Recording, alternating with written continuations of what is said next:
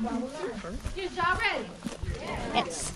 He's got the whole world in his hand. He got the whole world in his hand. He got the whole world in his hand. He got the whole world in his hand. He got a sister and a brother in his hand. He got a sister and a brother in his hand. He got a sister and a brother in his hand. He got the whole world in his hand. He got all the young children in his hand. He got all the young children in his hand. He got all the young children in his hand. He got the whole world in his hand. He got the whole wide world in his hand. He got the whole wide world in his hand. He got the whole wide world in his hand. He got the whole world in his hand. Thank you. Now in that song, I give you 5 Gullah words. Those words were sister, brother, churn, and chillin'. They mean the same thing. Kids, children, crumb snatchers, and pains in the butt. Just wait till they turn teenager and you get what I say. Then you have the last word, which is a southern word and a Gullah Geechee word, y'all, meaning you all. The very first question I always get is, what is Gullah and where did it come from? Well, there's that continent over there called Africa. And in Africa, there's a place called Angola. Take off the "and," use the word Gola. Take it from the word Gola to the word Gullah. Please repeat after me. Angola. Angola. Gola. Gola. Gullah. Gullah. Now, back in 1800, you would say, oh, that's the Gullah gal over there. I had to beat you down. Because it meant something very derogatory. It meant that we spoke a language of Ebonics, broken language, and we were very illiterate people. Now, that may have been the case for some, but that was not the case for all. Some of us knew how to read, how to write, and we also invented things that y'all still use to this day. How about country music? You thought it was yours, give it back. The banjo, the car assembly line, the shoe assembly line, the luggage that you pack today start off as cardboard box and a piece of rope. How about cesarean? Started in Africa to save women's lives. The lawn mower, how many of y'all remember? No engine. It's just blades and a handle that came out the top. Reinvented the sewing machine and lots of other things that you may look up for yourself. Then you think of the word Geechee. Where did Geechee come from? Well, it's not North Carolina, it's not South Carolina, and it's not Florida, but it is Georgia. In Georgia, there's a place called Savannah. In Savannah, there's a river called the Geechee River. Take off that O. Use that word Geech or Geechee for those folks. They're most likely the Angolians that had the knowledge, the understanding, and the seeds to plant Carolina gold rice.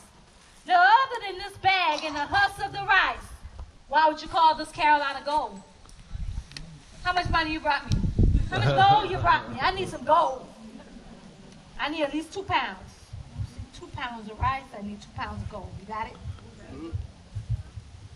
Well, it's not equivalent to what gold was worth back in the day. Gold was not worth what it is today. You get 1 ounce of gold today is $1,600. He didn't get that back in the day, okay? You might got 50 cents on the dollar, or 25 cents on the dollar, something like that. But not only that, how many of y'all ever ate a bowl of rice? How y'all feel after that bowl of rice? How about 6 or 7 days a week I feed you a bowl of rice, a vegetable, and nothing else? I don't get no yes? Some people may do it, some people not. No vegans, vegetarians in the house. Just one, 2, 3. Just 3, 4. You sure? I think you sneak like the chicken on the one for your break.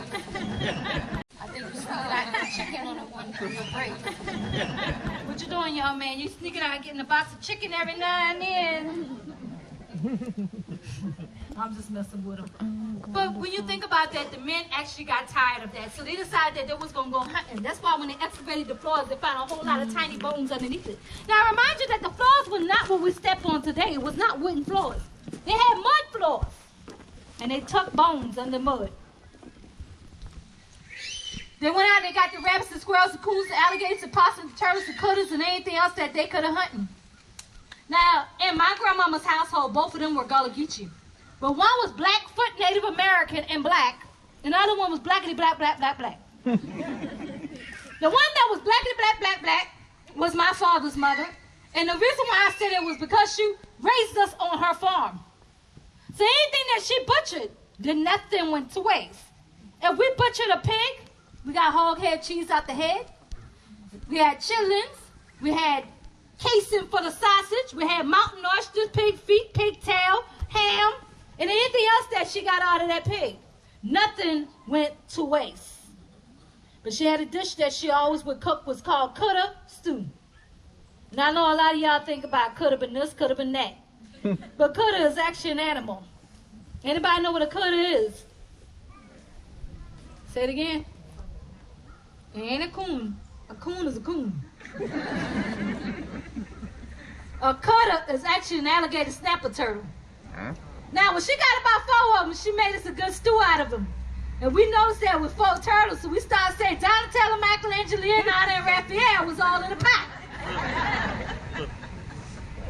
Now, her parents, which was my great-grandparents, names were Mancy and Babe Burns. They were raising 12 children. So one day, Mancy decided that he needed to go get some meat for them kids. So he got himself a red fox and brought that fox back to Babe. And Baby looked at that man, and she looked at that fox, and she said, "A wild puss do it, Tasha." Him said, "You will cook them, and we can eat them." Well, she took her pot out, put some water in, and let it get hot. Once that water was hot enough, she was able to pick the fur off the fox. She took her clean pot, put some more water in, the fox meat, some vegetables, some seasoning. She let it slow cook all night long. As that pot of slow cooking, her stomach was growling because the fox's aroma. And she like, "Rrr." Next morning, she get up, there's a boom, boom, boom at the door. So she go open the door. There's all the Mancy friends sitting out in the yard. Before they could say good morning, the scent that hit them in their face. They said, "Granddad, that pot this sure smell good. I sure hope I get a plate of that there when we get back from we hunting trip." So all the men went hunting for about 6, 7, 8 hours. They came back with the rabbits, the squirrels, the possum, the coon, the birds, and anything else they could have hunted. They knocks on the door again. Boom, boom, boom, boom.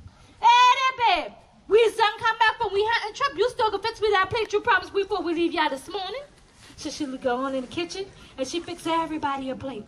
Everybody gets a plate, and they start to sample their food. They said, "Granddad, that food just sure is good. Boy, it's the best home-cooked meal I had me in a long time. This time y'all eat good. But do y'all know what y'all to eat?" And they all said, "No, we ain't know what to eat, but it sure was good. This is the best time I had me in a long time. This time y'all eat good." And they all lick clean their plates. How many of y'all know what lick clean your plate look like? If not, you better get you a new cook for Christmas. And they took the plate back to Babe, and they said, "Hey there, babe, get that food and we played that food sure been good. But you ain't the mind tell we, what that been on we played?" And she looked at him with a smile, and her hands on her hip. She said, "Sure. That old round fox pie bring you the other day?" And they all start to Oh, why you didn't tell us that food we eat them? We just don't eat no fox. You ain't know that's a dog? More of the story, you guys all came to the South. If you have any family or friends that live off the land or live in a little country, ask them what's in the pot before you ask them for a plate out of the pot. So y'all get some old Ninja Turtle soup with some side of splinter brown gravy on a bed of white rice. You will never know till you ask. Think about a pot of squirrel. All you getting is squirrel and bone. Meat and bone is all you get out of a pot of squirrel. You never know till you ask. Till you chewing that patella bone. Y'all don't know what that look like? It look like a fan.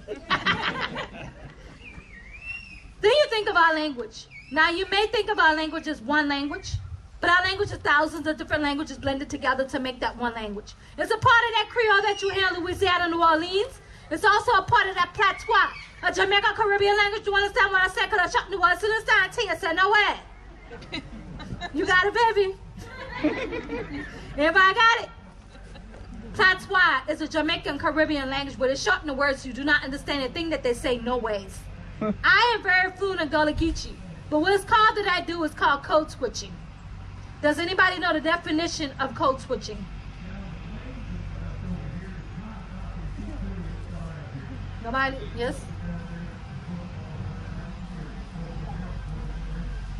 Say it louder. Correct. She said, when I change my word structure to who I'm talking to. What's your name, honey? Kim? That's my middle name. Hold on, Kim. What's your name, lady? The one looking, this one, yeah, looking right back. They're trying to look back. You, the one looking, yes, you. Lila. So Lila could be my homegirl and you could be somebody that just meet Kim. Lila, girl, what's going on? I ain't seen you in a long time. Ting, all right over there? Yes. Hey, girl, how are you? Is things all right over there? I haven't seen you in so long. Where have you been? I talked to two people in two different ways. Y'all got it? Said the same exact things to both of them in two different tones. Here's your chance to learn a little Gullah Geechee. Is y'all ready? Yeah. Wake up! How are you doing today? Good. Everybody got that? Did you eat? Yet? Ready yet? I crack a potato all day.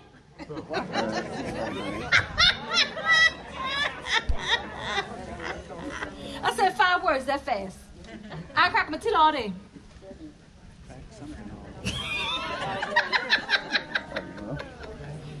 All right, here it is. You ready? Iron, cracker, my teeth all day. I haven't cracked my teeth all day. Meaning I haven't opened my mouth, haven't said a word, haven't sung a song, haven't done nothing with my mouth. All right, here's another one. Tie your mouth.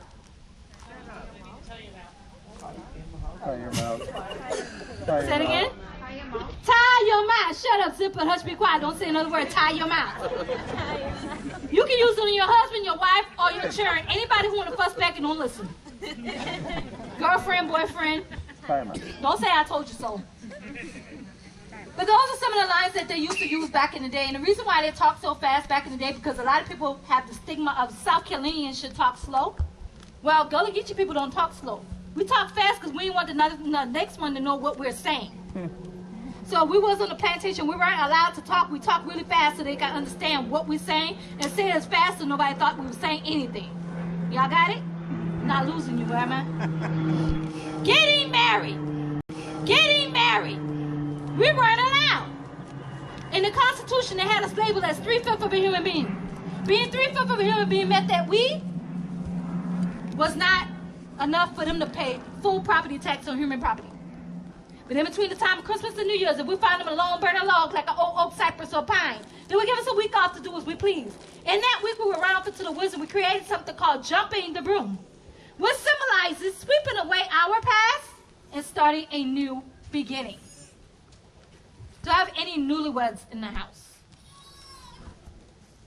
Newlyweds is before 10 years, you guys, if you didn't know. You a newlywed? You got your wife with you? Come on.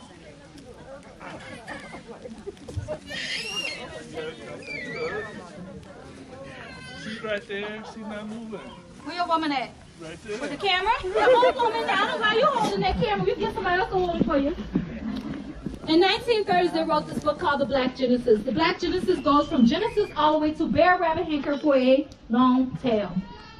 Those are Uncle Remus's book that was made in Louisiana on the plantation. You're welcome to look at this book at the end of the show. And yes, the plantation is open for viewing in Louisiana if you have a chance to go. I will be reading from the New Testament, Gullah Geechee Bible, King James Version, 2005 pre-written. We're going to read from 1 Corinthians chapter 7, verse 1 through 5. Behind the broom, please. You need somebody to hold that camera for you? No, it's okay. You good? Okay. How long y'all been married? 5 years. 5 years. Congratulations. And did you understand the 10-year newlywed thing? If you make it 10 years, you're going to make it the rest. No, sometimes that don't work either. The 10-year newlywed thing is your first 10 years is when you really get to know each other. After your first 10 years, you should know her favorite color, her favorite brush, her favorite TV shows, everything about her. After that, then you get to know a little more because that means you're connected even more. But you also have to know that you have to love her unconditionally, but you don't have to like her all the time. So I want you to answer these questions honestly. You ready? Both of you. Do y'all like each other all the time? Nope. Do you like to be in the same room at all times? Yeah. Yeah. Do you like each other's ideas at all? Nope. She ain't got a chance. You ain't got a chance, brother. Nope. That's the sass. All of the bottles. You got it all in one bottle. The sass. If I say una or omen, that means woman. Now then we're going to deal with them things that una done write about in Una's letter. This show what it says. If a man get married, they're good. It's because there's so much loose life all around. Every man ought to have your own wife, and every woman ought to have your own husband. The man will marry ought to satisfy your wife. Same fashion, the married woman ought to satisfy your husband. The wife ain't have no right to say no to your husband. Your body belongs to your husband. Same way, so the husband ain't have no right to say no to your wife. Your body belongs to your wife. Must then hold yourself back from one another, except when we agree together to do that just for a while, so that we can spend the time to pray to God. So as that time over, go back and be with one another, the way husband and wife shall do. That way, Uni ain't set no room for tech Una, because Uni ain't never for tech change over himself. Did you understand anything that I just read? Yeah, we're supposed to be only for each other. There you go. Only for each other. It means don't call your mama on him, he can't call his mama on you. Don't call your best friend on him, he can't call his best friend on you. You understand? Yeah, I can deal with him. Okay. And I told him he got a whole sass. About 5'2". He got a whole bottle of sass right there. Right. That's what happens when you marry a short woman. Yeah. Hold her hand. Would you like to walk over the broom or jump over the broom? We'll jump. All right. What's your last name? How? Hal. I'm going to give you a proper announcement. Then you may jump, and I'll kiss your bride. All right? You ready? Mr. and Mrs. Hal. Woo!